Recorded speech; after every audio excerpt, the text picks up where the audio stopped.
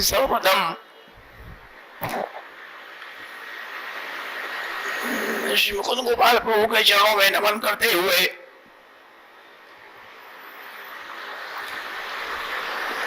जगत गुरु श्री वल्लभाचार्य चरणों में नमन करते हुए श्री विठलेश प्रभु चरण के चरणों में नमन करते हुए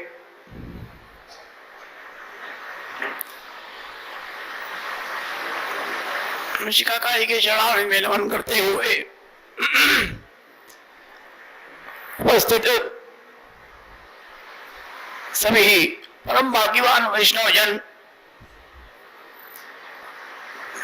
आवाज किसकी आ रही? पंखा पंखे की है क्या आवाज?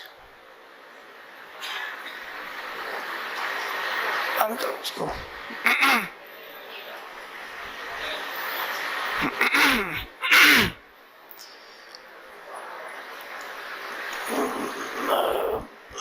भगवत कृपा से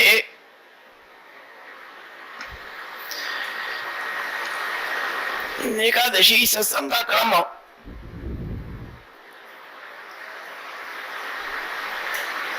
काफी अनंतराल के बाद पुनः 2 सत्र से प्रारंभ हुआ है।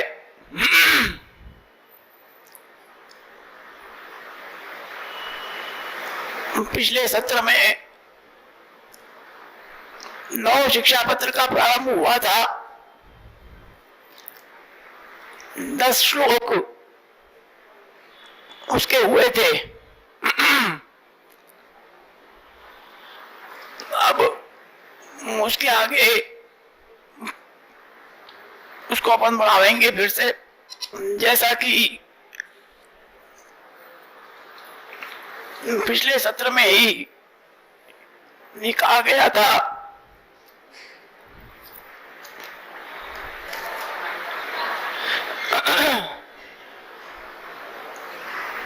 इनके शिक्षा पत्र थोड़ा विस्तृत है।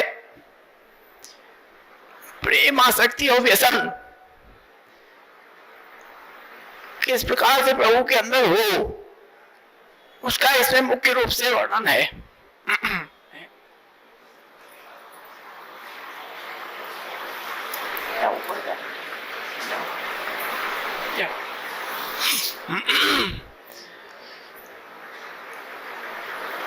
सर्वप्रथम श्लोक जो इसका था,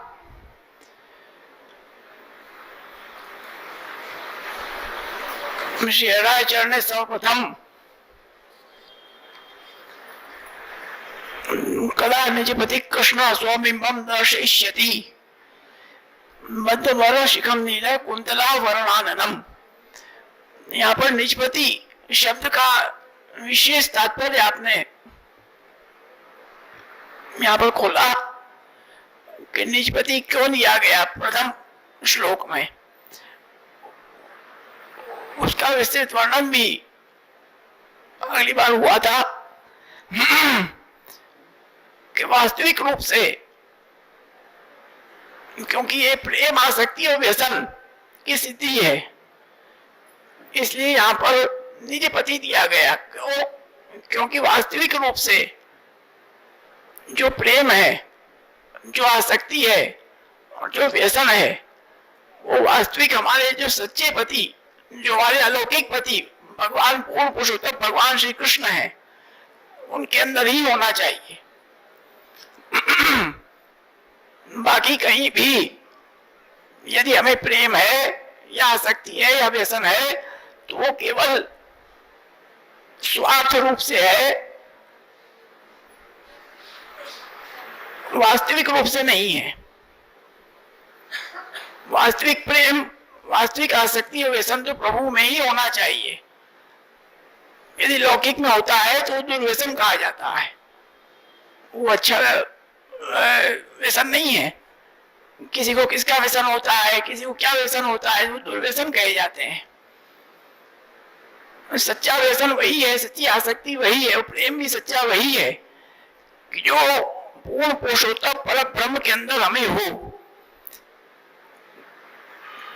प्रभु के अंदर प्रेम हो, उनकी आसक्ति हो, उनके दर्शन की सतत इच्छा हो, उनकी सेवा की सतत इच्छा हो, उनके दर्शन के बिना, उनकी सेवा के बिना रहा ना जाए।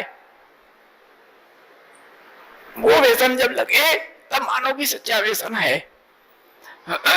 इसीलिए शहराचार्य ने सबसे पहले निज पति दिया कि वास्तविक हमारे पति वही है और उन्हीं में हमें प्रेम आसक्ति व्यसन करना है। और तत्पश्चात उसके बाद संपूर्ण शिख से नख तक वर्णन श्रीअंग का, भगवान श्री कृष्ण के रसात्मक स्वरूप का वर्णन शहराचार्य ने किया। उसका भी अपन ने विस्तृत रूप से श्रवण उसमें किया। तो इस चीज को ध्यान में रखते हुए कि प्रेम आसक्ति और व्यसन की सिद्धि इसमें है 18 श्लोक स्वरूप वर्णन के हैं, जिसमें से 10 श्लोक अपने हो गए। जो 10 श्लोक अपन ने किए वो 10 श्लोक ठाकुर जी के श्रीअंग के वर्णन के हैं, केवल स्वरूप वर्णन के हैं। अब उसके बाद जो 8 श्लोक अपन आज करेंगे वो 8 श्लोक जो है वो लीला वर्णन के हैं कि प्रभु इस प्रकार से जो लीला कर रहे हैं, स्वरूप तो साथ में है ही है और साथ में लीला भी है कि इस प्रकार से जो प्रभु लीला कर रहे हैं वो हमको कब दर्शन देंगे। 10 श्लोक स्वरूप के हुए। अब ये आपकी लीला आई। एक बात हमको समझना आवश्यक है,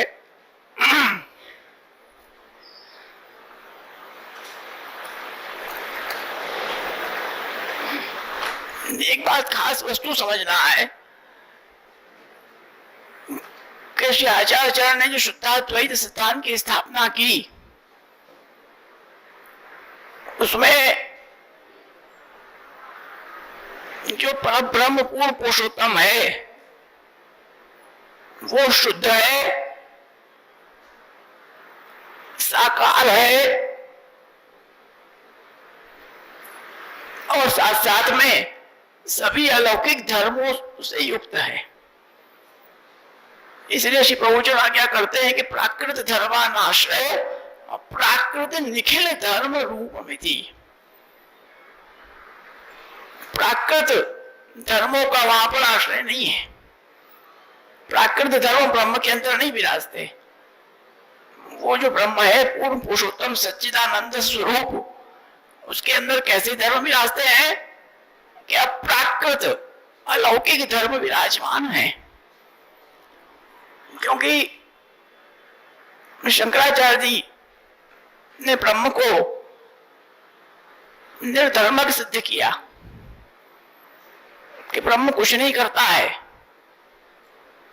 वो तो निर्धर्मक है, निराकार है। परंतु श्री आचार्य आज्ञा करते हैं कि नहीं,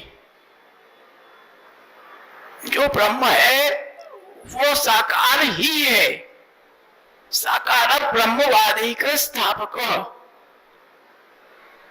इसीलिए श्री गोसाई जी ने आज्ञा किया कि निगम प्रतिपाद्यम, जो यहाँ पर प्राकृत धर्मों का अनाश्रय अप्राकृत धर्मों का स्थिति हम ब्रह्म में बता रहे हैं, वो अपने मन से नहीं बता रहे हैं। कैसे बता रहे हैं कि निगम प्रतिपाद्यम यत्तच्छुद्धम साकृत स्तौमि। जो जिसको कहते हैं कि निगम अर्थात जो पुष्टि श्रुतियां हैं, वेद के अंदर जो पुष्टि श्रुतियां हैं, उसने ब्रह्म को साकार रूप से अप्राकृत धर्मों से युक्त ब्रह्म को बताया है। इसलिए जो परब्रह्म पुरुषोत्तम का स्वरूप है वो साकार है, शुद्ध है, मायावच्छिन्न नहीं है, शुद्ध है और वही सब जगत का करता है। इस बात को खास ध्यान रखना।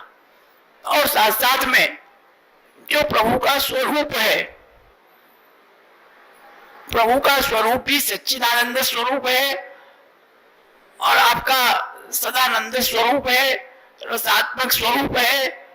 और साथ साथ में जो आपकी लीला है वो भी वैसे ही है, वो भी सदानंद रूप है और रसात्मक है, वो भी अप्राकृत है, वो भी अलौकिक है।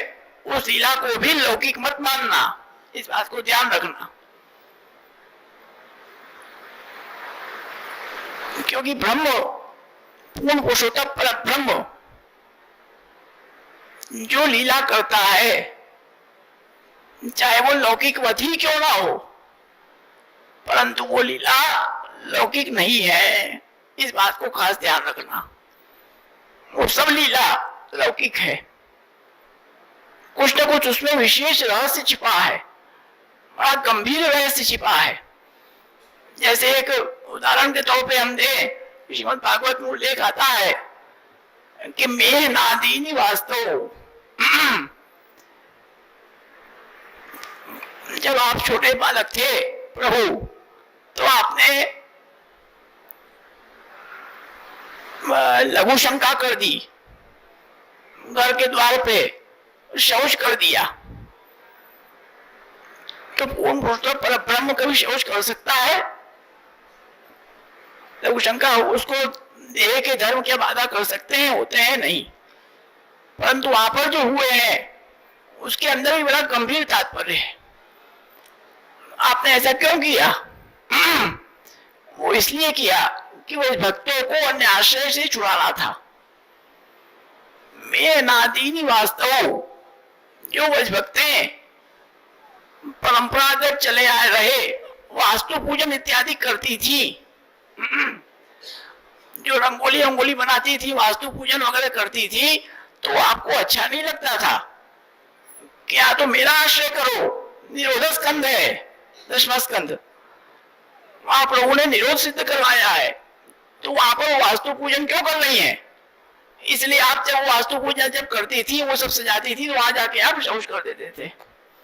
तो वो सब बिगड़ जाता था।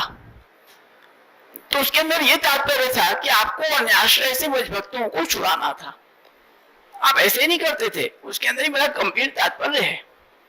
सोचने जी में आपने उल्लेख किया है श्री महाप्रभु जी ने।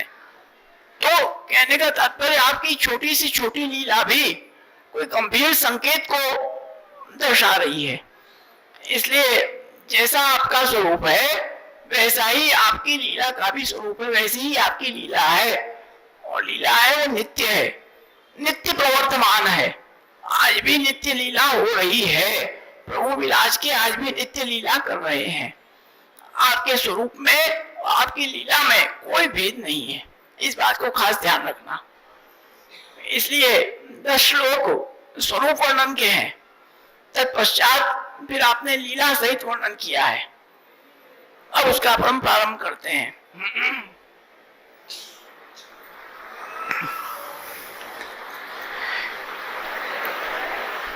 एकादश श्लोक है। प्रदर्शित शिरो भेदम चलन मकर कुंडलम नृत्यंतम नयनानंदम नितांतरति संप्रदम। प्रभु अपने मस्तक के भेद से और साथ साथ में चलन मकर कुंडलम, मकराकृत कुंडल आपने जो धारण किए हैं उससे, उसको धारण करके नृत्यंतम, नृत्य कर रहे हैं। और साथ साथ में वो नृत्य करने से क्या हो रहा है कि नितांत रति संप्रदम, नितांत रति बहुत, इसको कहना चाहिए कि निरंतर एक रंग। आपके नृत्य करने से क्या हो रहा है, आप जब नृत्य कर रहे हैं तो आपका मस्तक उस नृत्य के साथ हिल रहा है। नृत्य होगा तो मस्तक भी नचाना ही पड़ेगा। और मस्तक नचाने से क्या हो रहा है कि आपके कुंडल की बड़ी सुंदर शोभा हो रही है। आपने मकराकृत कुंडल धारण किया है और उसकी शोभा होने से बड़ा ही आनंद हमको आता है।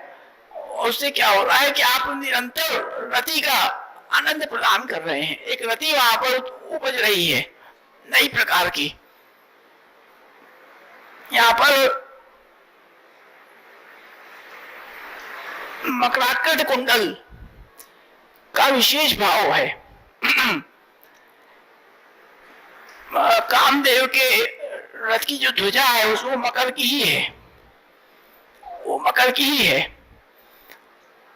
और साथ साथ में अपने क्रम में भी मकराकृत कुंडल का विशेष क्रम है। विशेष बड़े उत्सवों पे मकराकृत कुंडल ही धरते हैं, मकर की आकृति के कुंडल।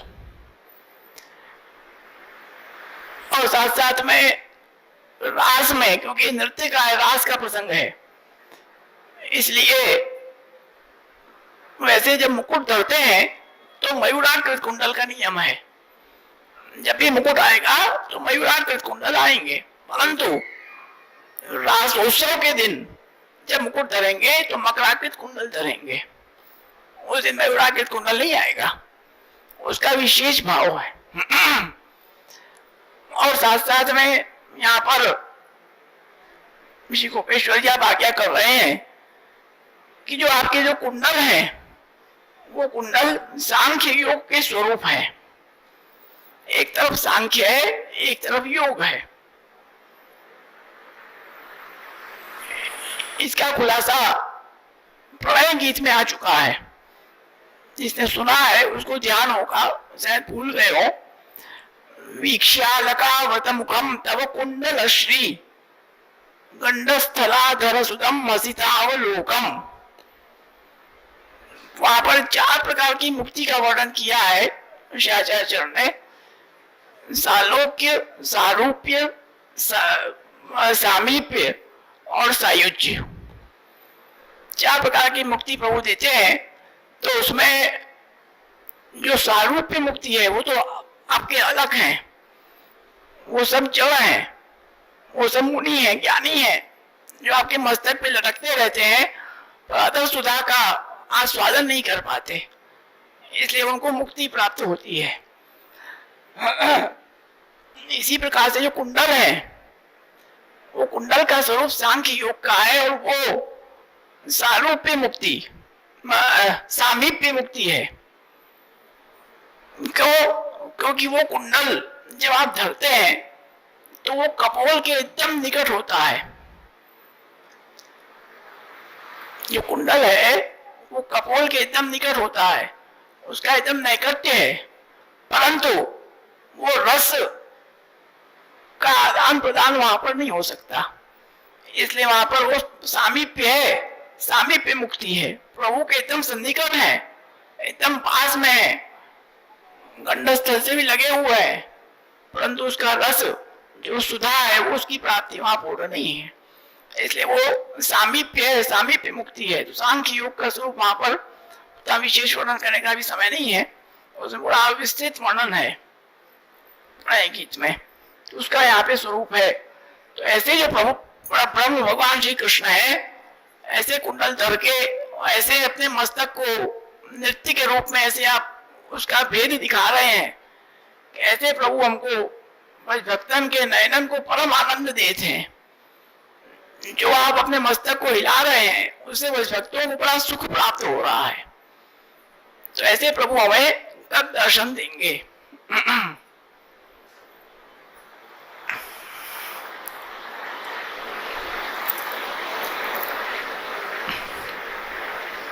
अब दूसरा श्लोक, नितंबनी वृंदवर्ती रसानुभव रूपम विहरन्तम विशेषेण रासलीला परायणम।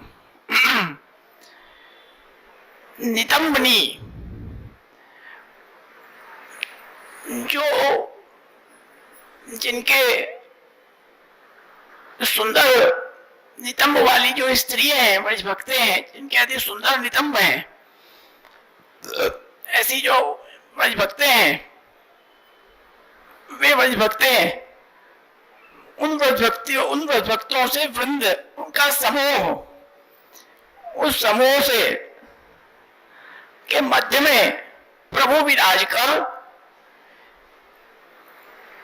वो प्रभु कहते हैं कि रास लीला परायणम, रास लीला में बहुत परायण है, बड़े चतुर हैं।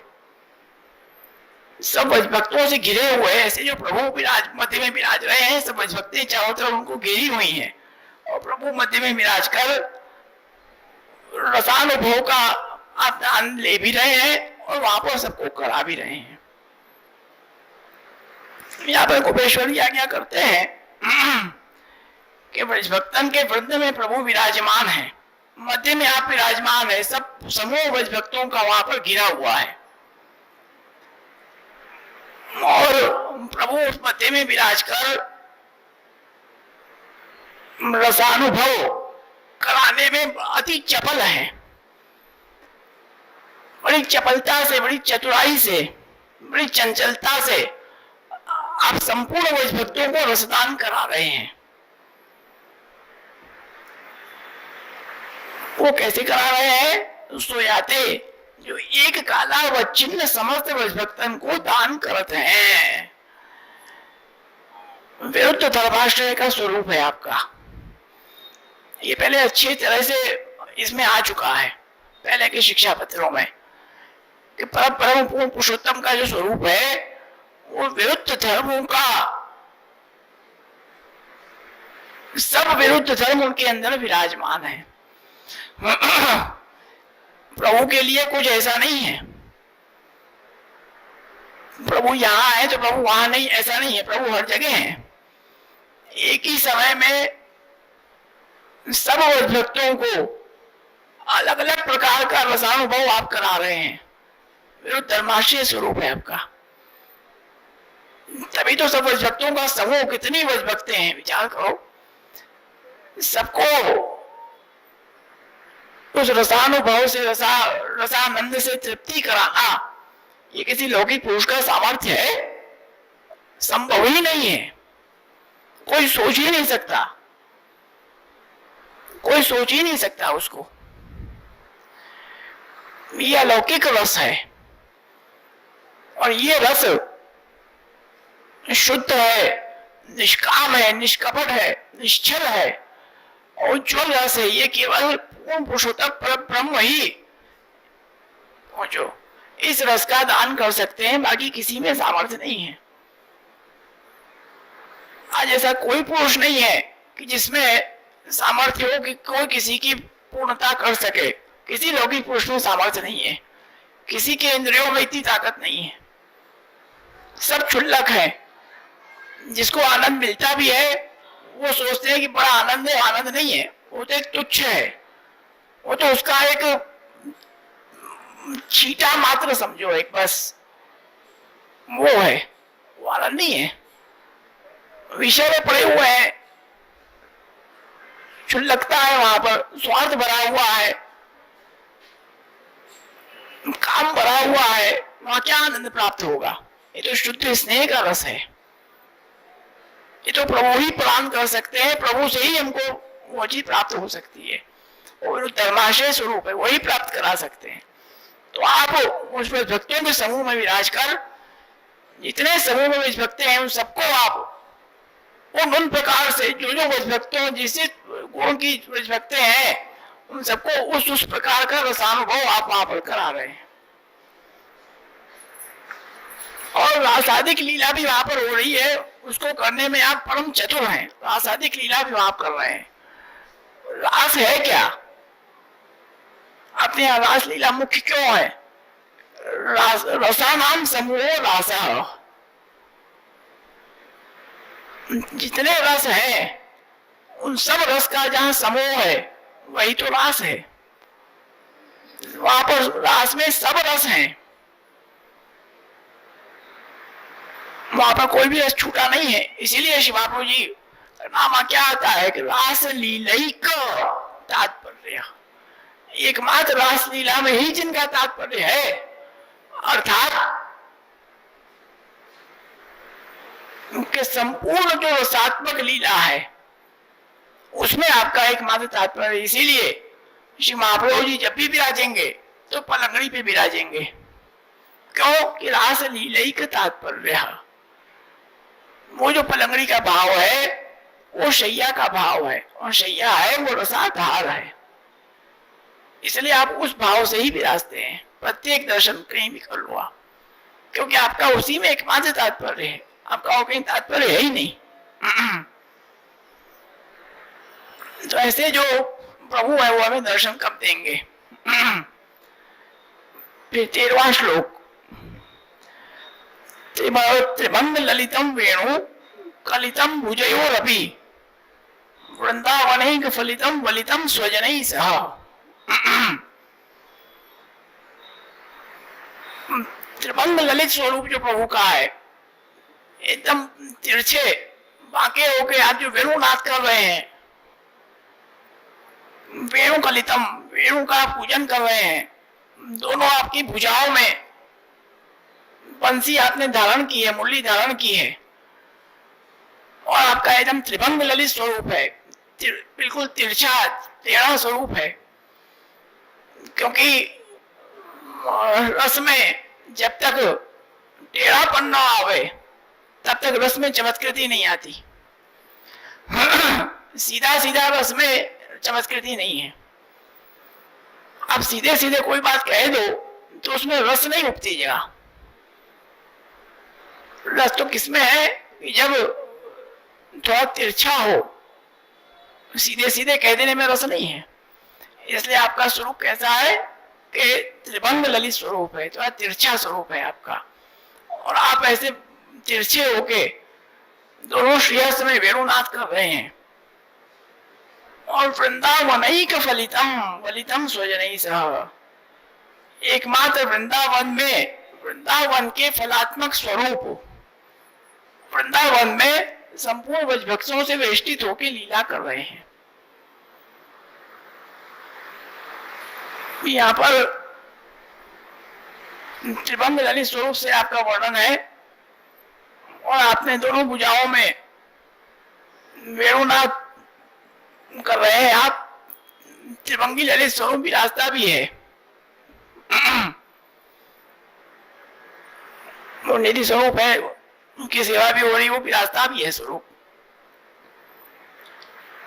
तो यहाँ पर कहा कि वृंदावनैक फलितम, श्री वृंदावन के फलात्मक स्वरूप,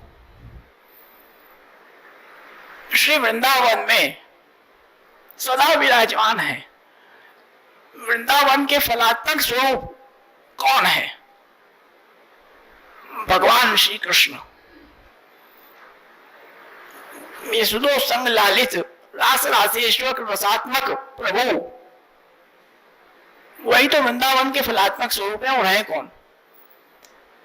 अपन वृंदावन जाते हैं तो इसी कामना से जाते हैं कि वृंदावन में जो प्रभु ने जो रासादिक लीला की है वो स्थल है, वो इस स्थल का दर्शन हो, उस लीलाओं का कुछ अनुभव हमें प्राप्त हो सके। इसलिए यहाँ पर कहा कि वृंदावन के एकमात्र जो फलात्मक स्वरूप हैं भगवान श्री कृष्ण, वो वृंदावन के फलात्मक स्वरूप वृंदावन में विराज के सदा विराजमान होके भक्तों के सहित जो लीला कर रहे हैं वो हमें कब दर्शन देंगे?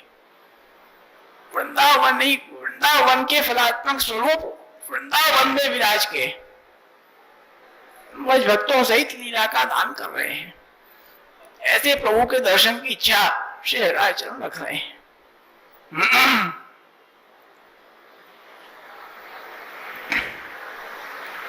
अब 14वां श्लोक, वादयंतम मुरलिकाम मोहयंतम मनस्सताम जगत जड़म प्रकुर्वंतम रोदयंतम च भक्षणम।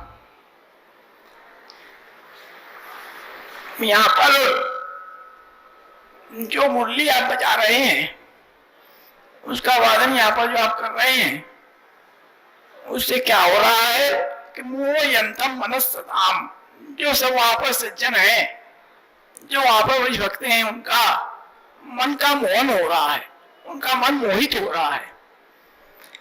और क्या हो रहा है साथ साथ में कि जगत जड़म प्रकुर्वंत रोदयंतम च भक्षणम।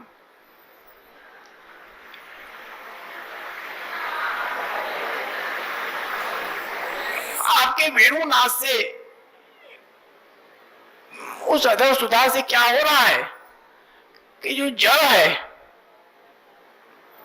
जो जड़ पदार्थ है, वो तो चैतन हो जा रहे हैं, और जो चैतन है वो जड़ हो जा रहे हैं।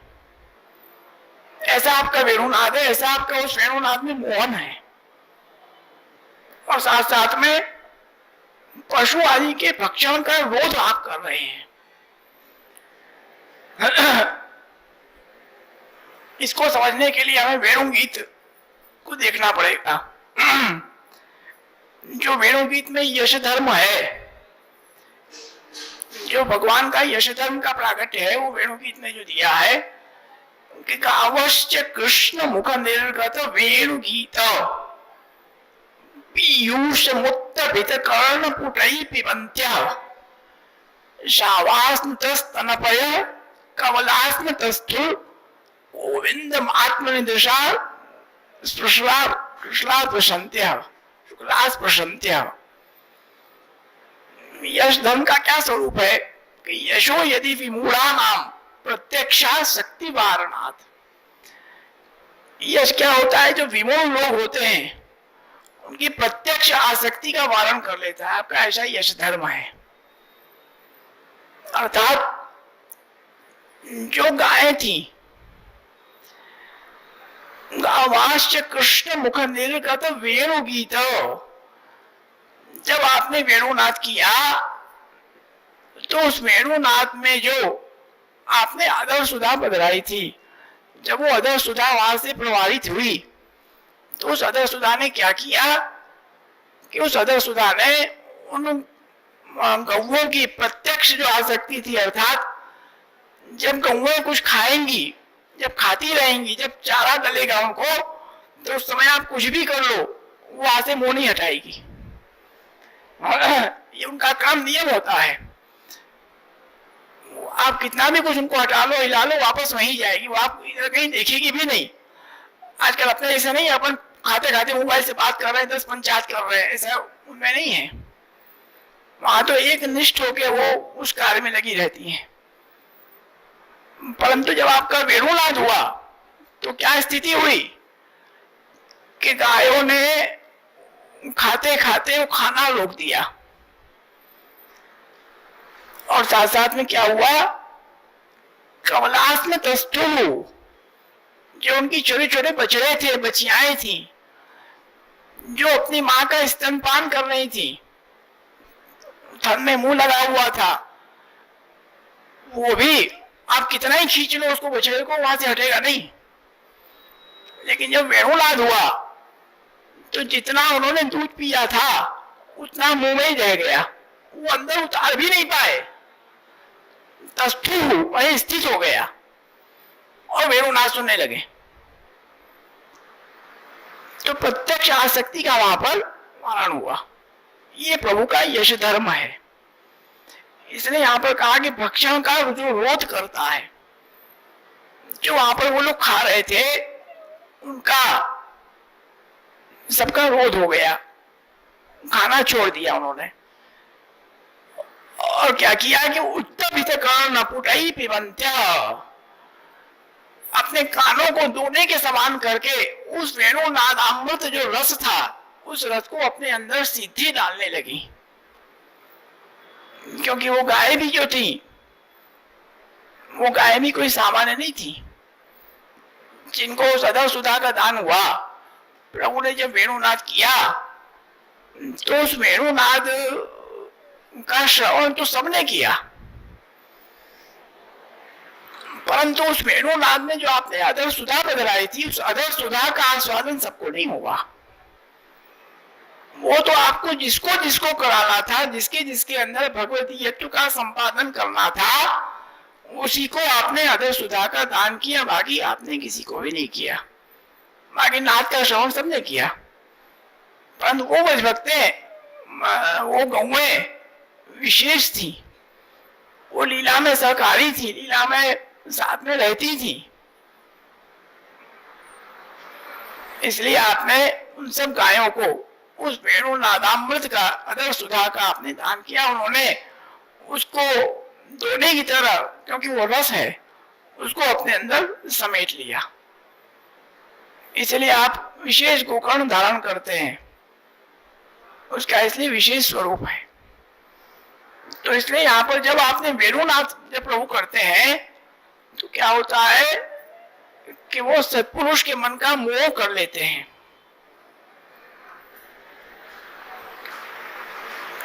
और साथ साथ में वृंदावन में जो स्थित जो पशु पक्षी जो वृक्षादिक हैं उन सबको मोह उपजता है। अलग सुधा तो सब जगह गई है, तो क्या होता है कि वहां पर सब स्वरूपात्मक है। इस बात को ध्यान देना। वृंदावन का वर्णन आया है यहाँ, फलात्मक स्वरूप वृंदावन में विराज के लीला कर रहे हैं। तो वृंदावन में जो आपने हृदय सुधा का वेणुनाथ के माध्यम से दान किया, वहां पर जो वृक्ष है, जो पहाड़ है, जो पर्वत है, जो भूमि है, जो तृण है, जो पशु पक्षी, वो सब अलौकिक है, वो सब आदिदैविक है, वो सब कोई लौकिक नहीं है। इसलिए जब उन्होंने वेणुनाथ सुना तो जो पक्षी थे, चैतन्य थे, जो गायें थी, वो तो स्तब्ध स्थिर हो गई, जड़ की तरह जड़वत हो गई। उनसे न कुछ किया जा रहा है न हो रहा है, वहीं की वहीं खड़ी हो गई, जड़वत हो गई। और साथ साथ में जो पर्वत थे, जो वृक्ष थे, वो श्रवित होने लगे, वो द्रवित होने लगे आपके वेणुनाथ से। और पशु पंक्षी जो पंक्षी थे, उन पक्षियों का ये स्वभाव होता है कि वो कलरव करते ही रहते हैं, वो कभी अपना कलरव बंद नहीं करते। परंतु जब वेणुनाद हुआ तो उनका कलरव भी बंद हो गया, वो चुप हो गए बिल्कुल। तूष्णीम भाव स्थित वहां पर आया है, युगल गीत में वर्णन आया उसका, बिल्कुल चुप हो गए, स्थित हो गए, एकदम ध्यान से उसका आप श्रवण करने लगे। क्यों? क्योंकि पशु पंक्षी है, वो सब मुनि है, वो सब मुनि के स्वरूप है। ऐसी बंसी बाजी पन गण में व्याप रही, ध्वनि महामुनि की समाधि जागी और लागी, दोनों पाठ आता है इसमें। ऐसी जब मुरली बजी प्रभु की, जब वेणुनाद हुआ तो क्या हुआ, संपूर्ण वन गण में उसका पूजन हुआ।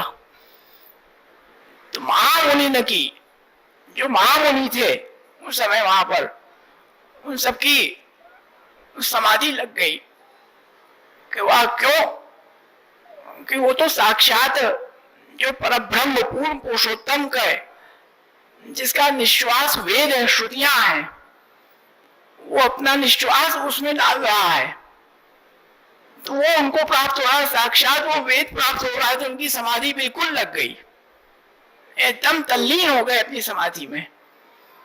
और एक बार जब ये ले अपन की समाधि जागी, तो ये भी ले सकते हैं अपन कि वो समाधि में, वो ज्ञान रूप समाधि में लीन थे। परंतु जब ये अधर वेणुनाथ का आपने श्रवण किया तो वो ज्ञान रूप समाधि उनकी टूट गई, वो उन्होंने समाधि तोड़ दी और इसमें उनका मन लग गया। दोनों पाठ ले सकते हैं। तो वो मुनि के स्वरूप से हैं, तो वो एकदम चुप हो गए, जड़वत हो गए। तो ऐसे प्रभु हमें कब दर्शन देंगे? फिर आगे उसका वर्णन कर रहे हैं, पशुनाम पक्षिणाम चैव मौन संपादकम तथा तरुणा मंत्रानंद मधुधारिक वार्षुकम। और केवल वो उनमें जड़ में चेतनता ही नहीं आई, और क्या हो गया कि जो पशु पक्षी थे वो वेणुनाथ सुन के चंचलता छोड़ मौन हुए, मौन होके रसपान करने लगे। वो जो चुप होती चंचलता छोड़ दिया और चुप होकर रसपान करने लगे। और आदिदेव वृंदावन में क्योंकि मुनि है और पुष्टि लीला संबंधी है, और साथ साथ में पुष्टि लीला संबंधी जो वृक्षादिक है, उनमें क्या हुआ कि मधुधारा बहने लगी। वृक्ष, वो सब वृक्ष चूंकि के भगवती से स्वरूप है। एक पंक्ति आती है श्री महाप्रभु जी की, वृक्षापि वैष्णवा विष्णु गतिम जानन्ति। जो व्रज के वृक्ष है वो सब वृक्ष केवल सामान्य जड़ वृक्ष नहीं है, वो सब वैष्णव है, सब भगवती हैं।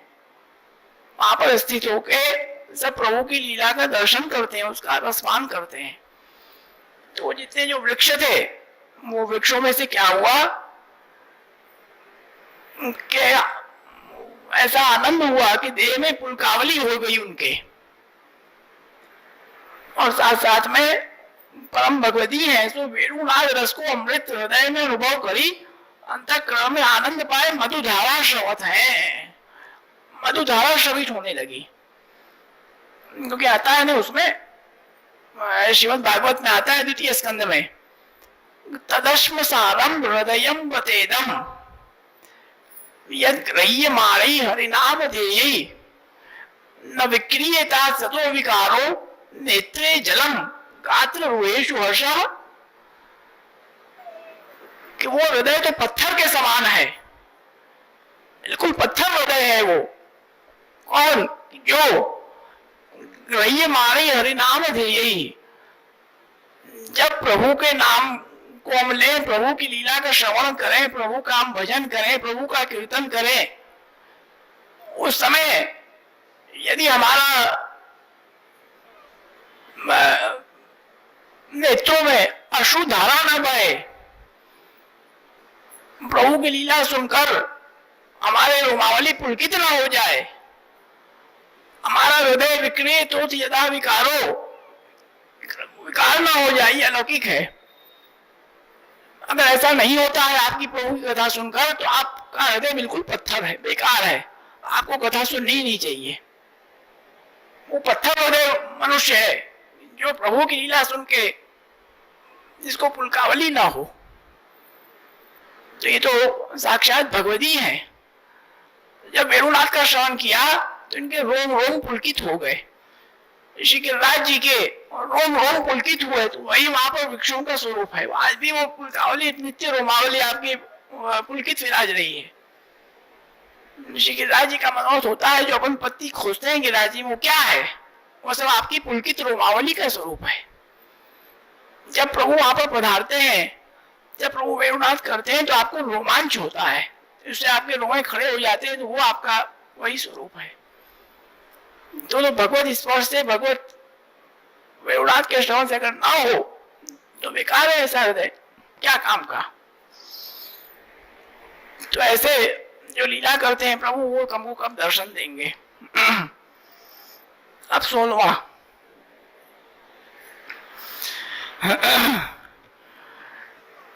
अरंतम ब्रजभूतापम पदस्थापनपस्तथा यमुना तीर मात्रैक जल क्रीडा कृते प्रियम।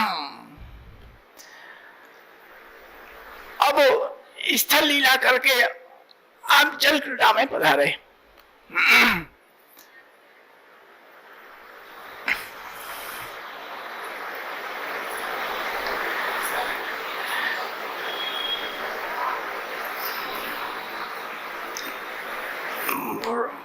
यहाँ पर आज्ञा करते हैं राजचरण के भगवान ने जो व्रज की भूमि है उसको अपने चरणारविंद पधरा के उसके ताप का हरण किया,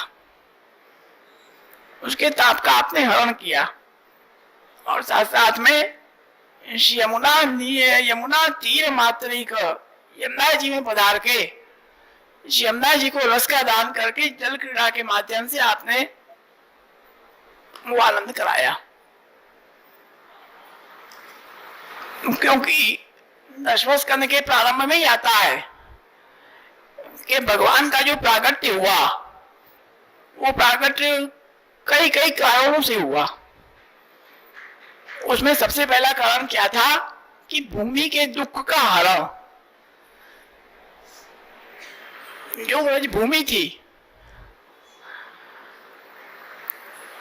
उसका जो आधिदैविक स्वरूप अपन देखे, सैद्धांतिक रूप तो वो जितने सब कंसादिक जो दानव थे, कंसादिक दानव सब मारे, वसुता बाहर उतार्यो, कुछ बताई में आता है, वेद वचन प्रतिपार्यो।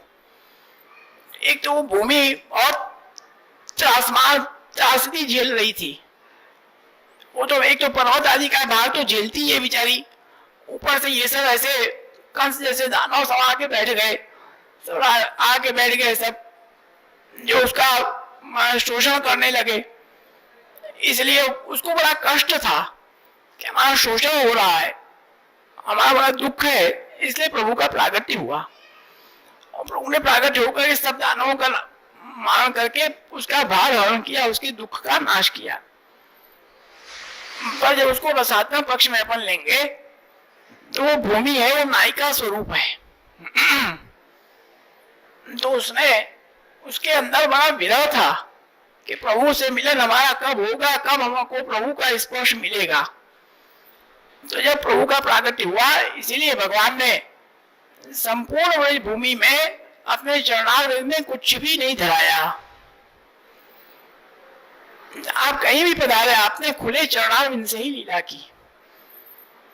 इसलिए श्री आचार्य ने भी 3 पृथ्वी परिक्रमा की, चरणारविंद में कुछ नहीं धराया, खुले चरणारविंद, क्योंकि वहां पर भी भूमि को आपको सुखदान देना था, वो स्पर्श कराना था।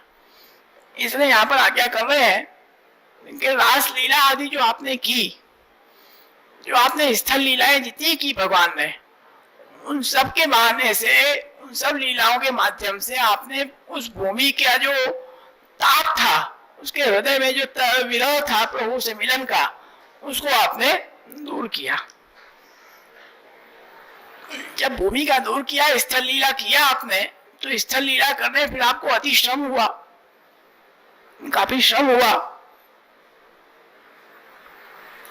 और श्रम जल आपका बहुत श्रमित हुआ। साथ साथ में वैश्य भक्तों के साथ सब आपने लीला की, तो वैश्य भक्तों को भी बहुत श्रम हुआ, भक्तों को भी बड़ा श्रम हुआ। तो प्रभु ने विचारा कि अब क्या करना, जो ये श्रम हुआ है इतना, जो ये श्रम जल, इतना रस जो आया है, इसको किसको प्रदान करना। तब भगवान ने कहा कि एकमात्र श्री यमुना जी ही इसको, इस रस को, इसका आस्वादन कर सकती हैं। तब आप स्थल लीला के बाद उस श्रम श्रमित श्रेयंग से, रस श्रमित श्रेयंग से भक्तों सहित श्री यमुना जी में पधार गए। तब वहां जल क्रीड़ा का रास हुआ। रास आदि की लीला ब्रज भूमि में करी, ब्रज भूमि के ताप को हरत है, तथा ब्रज में उत्पन्न भय सब प्राणी के ताप को हरत है। और साथ साथ में इसका ये भी अर्थ है कि अथवा ब्रज में अपने चरणार बिंदु स्थापन करी सगरी गुलमलता औषधि,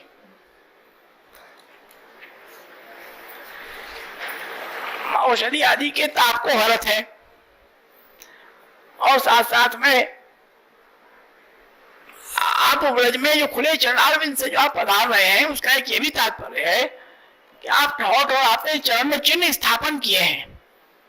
भगवान ने सब जगह अपने चरण चिन्हों को स्थापित किया है। क्यों?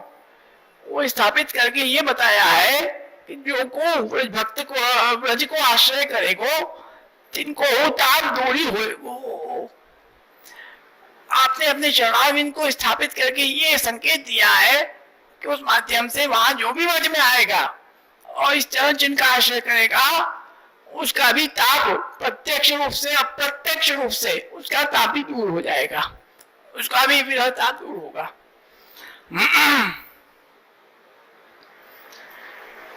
और साथ साथ में ये सब लीला करने से क्या हुआ कि आपको बड़ा श्रम हुआ, श्रमजल भयो। तब श्री ठाकुर जी जाने यह भक्तन सहित श्रमजल है, यह बड़ी गहराई है, भक्तन सहित श्रमजल है। इसमें दोनों अर्थ लेंगे।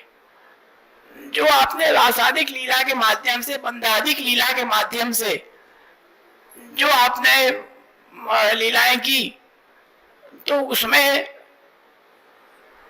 जो भक्तों का और ठाकुर जी का जो श्रम वो भी है, और साथ साथ में जो सब भक्त हैं उनका भी श्रम है, दोनों है, मिश्रित भी है और अलग अलग भी है। इसलिए यहाँ पर आज्ञा किया कि जाने जो यह भक्तन सहित श्रमजल है, यह रस कहाँ लेनो, इस रस का भोक्ता कौन है? पाछे विचारे जो यह रस के पात्र श्री यमुना जी हैं, श्री यमुना जी में इस रस को पधराओ। ऐसे जान भक्तन सहित श्री यमुना जी में पधारे, सो अपनी प्रिया श्री स्वामी जी सहित जल क्रीड़ा करत भये, जिसका वर्णन राजपंथी अध्याय में भी आता है।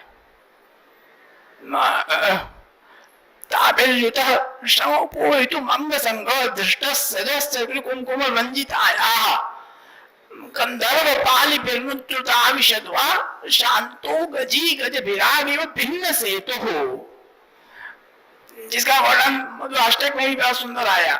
भिन्न सेतु, सब मर्यादाओं को आपने तोड़ दिया उस जल क्रीड़ा में, वहां कोई मर्यादा नहीं बची। सब मर्यादा का उल्लंघन करते हुए, सब उपवनों को, सब वृक्षों को आप नष्ट भ्रष्ट करते हुए, जैसे एक मदमस्त हाथी होता है, वो जब जल से निकल के उसके बाद वो धूल में वो करता है, तो उस स्थिति में सब चिन्ह भिन्न सबको तोड़ता हुआ, सब मर्यादाओं को तोड़ते हुए आप जो पधारे, वो है जल क्रीड़ा का वर्णन, जो अपने मनोरथ भी हो चुका है। जिसका दर्शन किया, कुछ लोग तो ऐसे विचारे अनभिज्ञ थे कि उसको समझ रहे थे कि वो गजेंद्र मोक्ष की दर्शन की लीला है। वो कुछ लोग ऐसे समझ रहे थे उसको, क्यों गजेंद्र मोक्ष का मनोरथ हुआ है। वो गजेंद्र मोक्ष नहीं था, वो गजेंद्र लीला थी। जो मदमस्त हाथी जब हाथियों के साथ जल में जो क्रीड़ा करता है, वो क्रीड़ा प्रभु ने समस्त भक्तों के साथ वहां पर की। तो वो इसलिए शिवनाष्टक में आता है कि यम तव कथाधिका सकल गोपिका संगमा। यमुना जी, ये आपकी बहुत कथा जो बड़ी अधिक है, बहुत विशेष है। क्या विशेष है? कि सकल गोपिका संगमा, संपूर्ण गोपिकाओं का संगम, जो श्रमजल था, स्मरण श्रम जलाण भी सकल गात्र जय संगमा, वो संपूर्ण गात्र से जो श्रमित हुआ श्रमजल, वो श्रमजल यमुना जी में उसका संगम आपने कराया। आपने यमुना जी को उसका दान दिया। वो जल क्रीड़ा का उसकी भावना है। इसलिए आज भी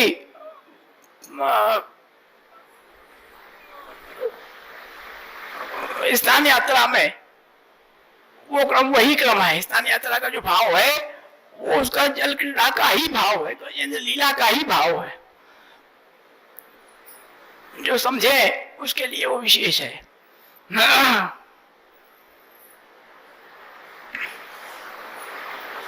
तो तब आपने ऐसा पधार कर यमुना जी को पात्र जानी, रसदान कियो, जल क्रीड़ा करी, श्रम को निवारण कियो। ऐसे श्री कृष्ण कब दर्शन देंगे? महाराज उसके भावना कर रहे हैं। हम 2 श्लोक और बचाए, उसको अपन कर लेते हैं।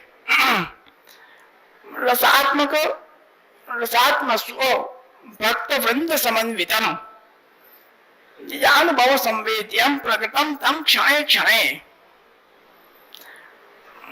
रसात्मक भगवान और रसात्मक भगवान कैसे भक्त,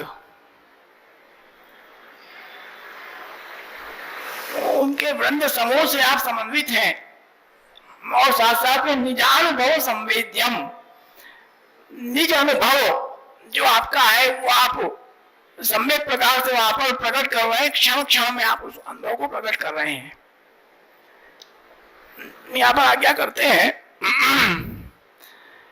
कि रसात्मक श्री कृष्ण है, ऐसे ही श्री कृष्ण के आत्मा रूप रसात्मक उस भक्तन को अनुभव करावत है। भगवान कैसे हैं कि वो रसात्मक है, और साथ साथ में जो आपके आत्मा रूप जो रसात्मक जो भक्त है, क्यों स्पष्ट आता है कि श्रुति कहती है कि आपने अपने अंदर से ही आत्मा उसमें से ही राधिका जी को प्रकट किया। पतिश्च पत्नी चा भवत, माता ना आत्मा वही द्विधा बात है, आपने आपको ही आपने दो भाग में किया, कोई दूसरा है ही नहीं, एक पूर्ण पुरुषोत्तम मात्र वही तो है, एक और है कौन, दूसरा कोई है ही नहीं। आपने अपने में से ही अपने आप को ही आपने दो प्रकार में किया, पति और पत्नी रूप में आपने किया है। श्रुति कहती है तो आत्मा रूप रसात्मक भक्तन को अनुभव करावत है, वैसे ही उसको शादका जी से ही सब भक्तों का प्रागट्य, वो भी अभी आत्मा स्वरूप है। तो ऐसे जो भक्त है वो उसको क्षण क्षण में अधिक रसदान कर रहे हैं, ताकि भक्तन को भाव क्षण क्षण में अधिक प्रकट होता है। जो आप भक्तों को क्षण क्षण में जो रसानुभव करा रहे हैं, उसी प्रकार से भक्तों को भी वैसा ही भाव क्षण क्षण में उपज हो रहा है। जैसे जल क्रीड़ा में आपने सब अलग अलग प्रकार की क्रीड़ाएं की, प्रस्थान किया, तो वैसे ही भक्तों ने भी मर्यादा को छोड़ के सब प्रकार के भाव प्रभु को अर्पित किए। उनके हृदय में भी अलग अलग प्रकार के भाव, जैसे प्रभु ने रसदान किया वैसे ही उनके नए नए भाव भी उपजे और प्रभु को वैसे भाव वहां पर आपने समर्पित किए। तो ऐसे जो रसदान करता जो प्रभु है भगवान श्री कृष्ण है, वो कब दर्शन देंगे। अब स्वरूप लीला वर्णन का 6 श्लोक है, इसको कल के अपन समापन करेंगे। विरहे युगपत् सर्व निज लीलानुभावकम साकारानंद रूपेण ब्रज भक्त अधिष्ठितम। इसलिए शुरुआत में ही हमने बताई थी बात, इस बात को खास ध्यान रखना।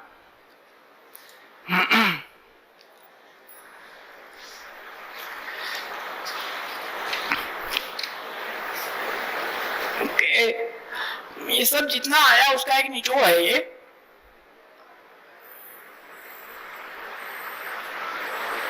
ऐसे जो भावात्मक जितनी लीलाओं का भी वर्णन आप श्रद्धाचरण ने किया, ऐसी लीला वाले जो प्रभु है भावात्मक जो रसात्मक श्री कृष्ण, सो केवल शुद्ध विरह करके ही शुद्ध विरह करे तब अपनी निज लीला को अनुभव कार्य करावे। अब राजचरण मुख्य अपने देह पे आप पधारे, राजचरण का तो विशेष है ये विरह का विप्रयोग का स्वरूप है आपका, कि जितना भी वर्णन हमने किया ये सब वर्णन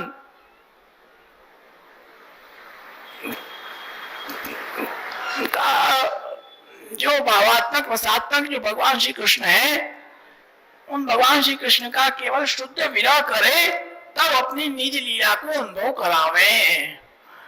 जब इन सब लीलाओं का आप विरह आप करोगे, उसका आप विचार करोगे, उसका विप्रयोग में आप उसका विचार जब करोगे विप्रयोग अवस्था में, तब जब आपके अंदर वो आरती प्रकट होगी तब उसका अनुभव प्रभु अनुभव कार्य करावे, तब उसका अनुभव आपको प्राप्त होगा। अगर उसका आपने विरह नहीं किया, विरह रूप से उसका चिंतन नहीं किया, तो आपको उसका अनुभव प्रभु नहीं करा सकते। भले आपने संयोग में उसका सुख लिया हो, भले आपने संयोग में आप प्रत्यक्ष में वहां उपस्थित हो, लेकिन फिर भी जब पुनः विप्रयोग में आप उसका अनुभव करोगे तब उसका पूर्ण अनुभव प्रभु आपको करावेंगे, तो उसके पहले नहीं हो सकता। सो जीव सगरे दिन रात्रि केवल विप्रयोग आरती करी शुद्ध हृदय होए तभी निज लीला को अनुभव होए। जो जीव है वो सब जीव दिन रात केवल मात्र एक जब विरह करेंगे, जब विप्रयोग करेंगे उस लीला का, तभी उस लीला का अनुभव हो सकता है, नहीं तो उसका अनुभव नहीं हो सकता। क्यों? विप्रयोग है, उस विप्रयोग से क्या होगा, जब हमारे अंदर ताप होगा, जब हम विचारेंगे कि प्रभु ने ऐसी लीला की, हमको अनुभव कब होगा, प्रभु ऐसी लीला करते हैं, प्रभु ऐसी लीला करते हैं, तो उससे हमारे अंदर आरती बढ़ेगी, उससे ताप होगा। जब ताप होगा तो हमारा हृदय शुद्ध होगा, जब हृदय शुद्ध होगा तब प्रभु दर्शन देंगे। और साथ साथ में जब हमारे अंदर विराजमान जो अंतर्यामी स्वरूप से जो हमारे हृदय में, हृदय गुहा में जो विराज रहे हैं पूर्ण पुरुषोत्तम परब्रह्म, वो जब हमारे अंदर जब विशेष ताप से पड़ जाएगा, जब उनसे सहन नहीं होगा तो उनको स्वतः बाहर पधारना पड़ जाएगा। जब आपको ऐसा विरह ताप उत्कट होगा तब वो अंदर, उसके अंदर विराज ही नहीं सकते। वो जब हीट बढ़ेगी तो अंदर से बाहर आना ही पड़ेगा, निश्चित बात है, फिर अनुभव कराना ही पड़ेगा। उससे क्या होगा? शुद्ध हृदय होगा। जब सोना होता है, जब अग्नि में जाता है तब वो शुद्ध होता है तप के। इसी प्रकार से भक्तों का हृदय जब प्रयोग करेंगे हम तो हमारा हृदय शुद्ध होगा। और साथ साथ में क्या होगा कि निज लीला का अनुभव होगा।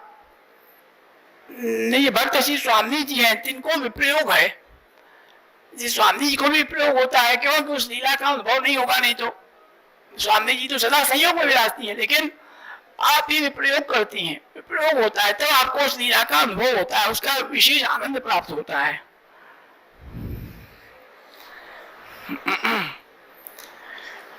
जब आप प्रभु से मान करके विराज जाती हैं तब आप विरह का अनुभव करती हैं, तब फिर मिलन होता है तो आपको उसका आनंद प्राप्त होता है। ऐसे भावात्मक श्री कृष्ण है, सो भक्तन के हृदय में कैसे विराज रहे हैं कि साकार आनंद रूप सर्व लीला संयुक्त विराजमान है।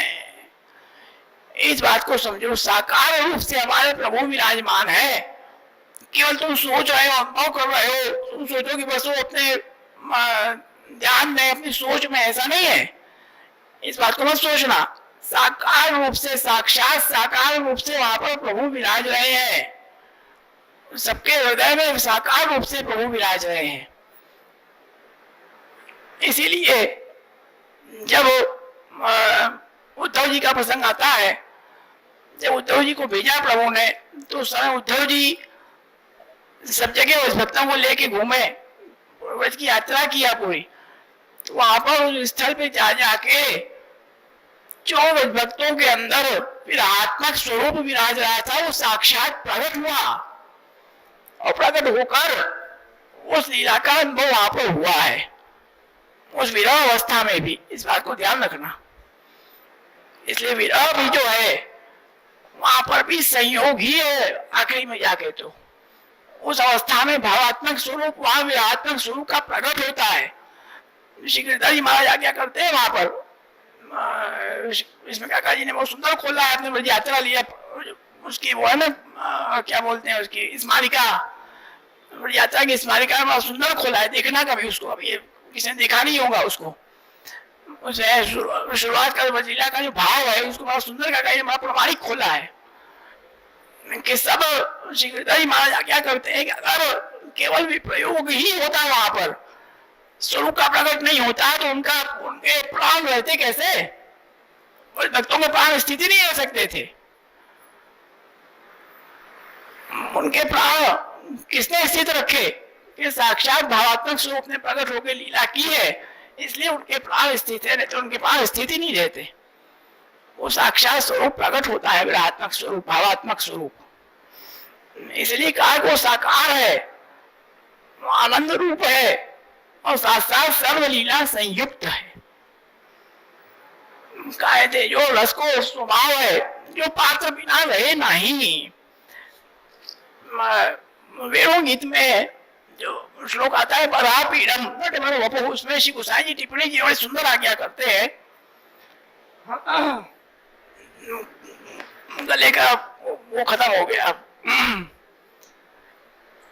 यथा पात्रस्थम रसम पायितुम उद्यत पात्रम इति ज्ञायत एतांत्रिक वपु रूप प्रागट्येनेति ज्ञापयितुम वपु बिभ्रत इत्युक्तम। बड़ी सुंदर आज्ञा है कि उसमें ये क्यों कहा वपु पर पीड़म नटन, और वपु कहा है वहां पर।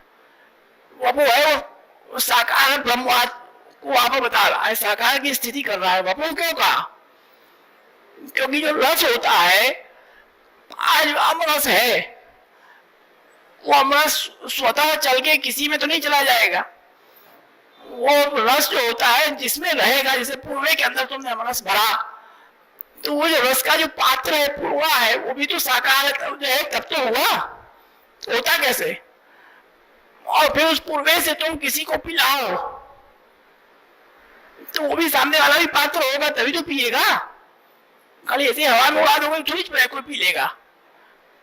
जो रस का आधार है वो रस का आधार स्वयं जब किसी को रस पिलाएगा तो वो भी आधारित उसका होगा, साकार रूप होगा, जिसको पिलाएगा वो भी पात्र भी होगा, तब वो रस जाके उसमें ठहरेगा। तो ठहरेगा कैसे? इसलिए वापस विभ्रत कहा। इसलिए यहाँ पर आ गया कि श्री कृष्ण है तार रस के पात्र भक्त है, साकार आनंद रूप, रसात्मक साकार आनंद रूप श्री कृष्ण है, स्वयं साकार रूप जो रस के आधार है, रस इनके अंदर है। और रस के पात्र कौन है? ब्रज भक्त है। उनको आप रस प्रभु आप पान कराते हैं रस का। ताते ब्रज भक्तन के हृदय में विरहात्मक प्रभु स्थिर रहते हैं। ऐसे जो ब्रज भक्त है उनके हृदय में प्रभु स्थित रहते हैं। इसका स्वरूप वर्णन आज पूरा हुआ। 18 श्लोक, 10 श्लोक जो थे अपने वो श्रीअंग के वर्णन के थे, ये सब लीला सहित वर्णन का था। स्थल लीला, वेणुनाद स्थल लीला पूरा सब आ गया इसमें। जो आपने प्रारंभ किया नृत्य से, फिर वेणुनाद हुआ, फिर रासादिक लीला स्थल लीला हुई, फिर उसके बाद जल क्रीड़ा हुई, ओके, इसको आप यहाँ पे लाए पूरा। अब इसके बाद का जो क्रम है वो अगली एकादशी से अपन उसको प्रारंभ करेंगे। मुख्य इसमें ध्यान रखना है कि विरहात्मक स्वरूप का अनुभव मुख्य है। सब लीला के दर्शन करो, लेकिन केवल दर्शन मात्र से तुमको उसका अनुभव नहीं होगा। दर्शन किया, फिर घर जाके उसका अनुभव करो कि आज हमने क्या दर्शन किया, आज प्रभु का क्या मनोरथ था, ऐसे मनोरथ में ऐसे था, ऐसे था। जब वो विप्रयोग होगा तब उसका अनुभव वास्तविक आपको प्राप्त होगा। इसलिए विप्रयोग बहुत आवश्यक है। सेवायाम वा कथायाम वा यस्या शक्ति दृढ़ा भवेत। सेवा के बाद अवसर में जब तक उसका मंथन नहीं होगा, उसका विरह नहीं होगा उसका, तब तक वो भावात्मक स्वरूप प्रकट नहीं होगा। उसी प्रकार से चरण ने उसका वर्णन किया। अब इसके आगे का क्रम अगली एकादशी से चलेगा। यहीं कह के इतना अपने वचनों को हम विराम देंगे।